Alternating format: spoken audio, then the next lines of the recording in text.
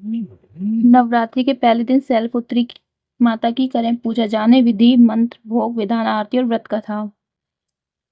22 सितंबर सोमवार से शारदीय नवरात्रि का आरंभ हो चुका है। आज नवरात्रि का पहला दिन है और इस दिन मां दुर्गा के प्रथम स्वरूप माता शैलपुत्री की विधि विधान से पूजा की जाती है। घट स्थापना के बाद माता की पूजा और व्रत कथा का पाठ करने का विधान होता है। ऐसे में आइए विस्तार से जाने मां शैलपुत्री की पूजा विधि, मंत्र, भोग, आरती और व्रत कथा। आज से शारदीय नवरात्र की शुरुआत हो चुकी है। इस पावन अवसर पर मां दुर्गा के पहले रूप माता शैलपुत्री की पूजा की जाती है। मान्यता है कि नवरात्रि के पहले दिन घट स्थापना करने के बाद माता शैलपुत्री की विधि विधान से पूजा करनी चाहिए।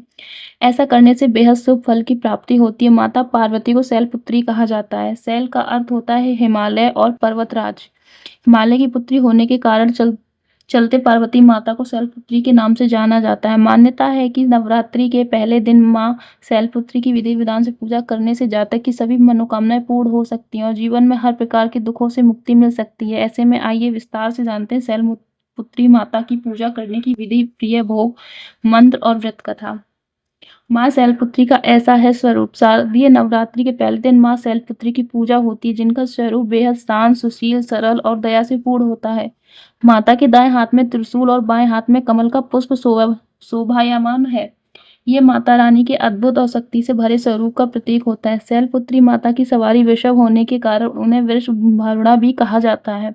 उनका तपस्वी रूप बहुत ही प्रेरणादायक नजर आता है। माता ने घोर तपस्या की, जो समस्त जीवों की रक्षिका है।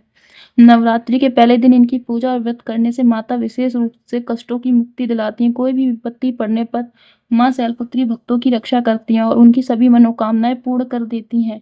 मां शैलपुत्री साधक के मूलाधार का चक्र को जागृत करने में भी सहायक करती हैं। मां शैलपुत्री साधक के मूलाधार चक्र को जागृत करने में भी सहायता करती हैं। यह चक्र हमारे शरीर का ऐसा ऊर्जा केंद्र है जो हमें स्थिरता, सुरक्षा और मानसिक शांति दिलाता है। नवरात्रि के पहले दिन मां शैलपुत्री की पूजा विधि। माता की पूजन विधि का वर्णन भागवत पुराण में भी मिलता है। शारदीय नवरात्र के पहले दिन शैलपुत्री मां की पूजा करने के लिए सबसे पहले सुबह जल्दी उठें, क्योंकि उनकी पूजा का आरंभ ब्रह्म मुहूर्त में होता है।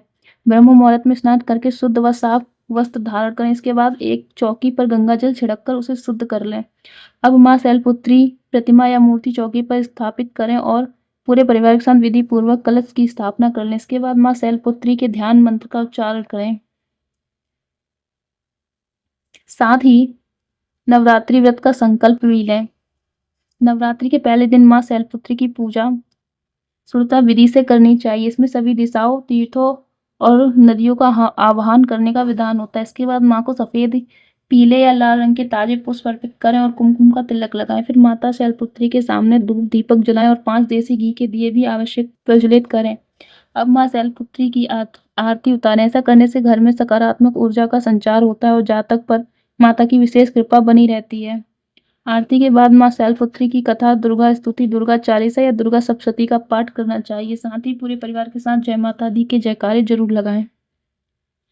मां शैलपुत्री को लगाएं इन चीजों का भोग। पूजा और कथा का पाठ करने के बाद मां शैलपुत्री को विशेष रूप से सफेद रंग की सामग्री अर्पित की जाती है। उनकी पूजा में सफेद रंग का खास महत्व होता है, जिसे शांति और पवित्रता का प्रतीक माना जाता है। ऐसे में माता की पूजा के बाद उन्हें सफेद रंग की मिठाई, खीर, खाजा, सफेद लड्डू आदि भोग में लगाएं। इसके अलावा आप दूध, दही आदि भी चढ़ा सकते हैं। शाम के समय भी माता की पूजा और आरती करनी चाहिए। मां शैलपुत्री की व्रत कथा। देवी सती प्रजापति दक्ष की पुत्री थी। एक बार दक्ष ने बहुत बड़े यज्ञ का आयोजन किया। इसमें सभी देवताओं को दक्ष द्वारा आमंत्रित किया गया था, लेकिन उन्होंने अपनी बेटी सती और उनके पति भगवान शिव को आमंत्रण नहीं भेजा था। लेकिन देवी सती को यज्ञ में भाग लेने की तीव्र इच्छा थी। इस पर भगवान शिव ने उन्हें समझाया कि शायद उन्हें जानबूझकर इस यज्ञ में नहीं आमंत्रित किया गया है। भगवान शिव ने सती को यह बात समझाने का बहुत प्रयास किया, लेकिन देवी सती अपनी जिद पर अड़ी रहीं। ऐसे में भगवान शिव ने उन्हें आखिरकार यज्ञ में जाने की अनुमति दे दी। देवी सती जब अपने पिता के यज्ञ में पहुंची तो उन्होंने सती के साथ बुरा व्यवहार किया। सती की माता को छोड़कर किसी ने भी उनसे सम्मान पूर्वक वार्तालाप नहीं किया और सभी उनका मजाक उड़ाने लगे। यह अपमान सती के लिए असहनीय हो गया था। अपने पिता प्रजापति दक्ष द्वारा किए गए अपमान के चलते सती बहुत आहत हुई।